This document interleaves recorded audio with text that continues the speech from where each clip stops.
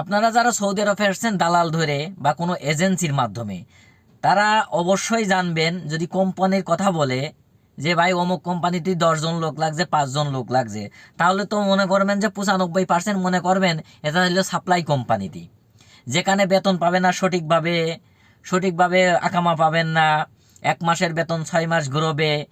আর যে দালাল আপনার নিয়ে এসে আর যে এজেন্সি নিয়ে এসে 10 দিন পরে তার তো খোঁজই পাবেন না, রাস্তায় রাস্তায় ঘুরঘুর করে বেড়ানো লাগবে। আর একটা কথা বলেন, পৃথিবীতে কাজ জানলে কাজের আকাল নেই।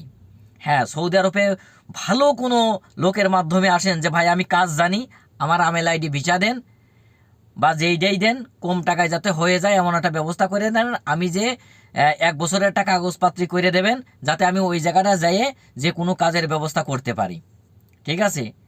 যারা এই ব্যবস্থা করে যদি কাজ জানে, কোন ধরনের কাজ শিখে আসতে হবে সৌদি আরবে, কোন ধরনের কাজ বেশি চলে, সেই সব ধরনের কাজ শিখে আপনি সৌদি আরবে আসেন, আপনি এক জায়গায় ঠাঁই আপনার হবেই ইনশাল্লাহ।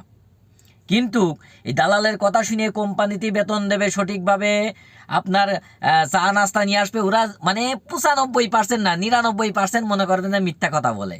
কারণ ওদের মিথ্যা কথা কয়ে লোক নিয়ে আসার ওদের হইলো অভ্যেস। আর এই কাজগুলো করে সৌদি আরবে কিছু লোক আছে এবং বাংলাদেশে কিছু এজেন্টস আছে, এরাই মাধ্যম করে এই লোকগুলো নিয়ে এসে এইভাবে ঠকানো হয়। ওরা জানে যে কাদের ঠকানো যায়। ঠিক আছে?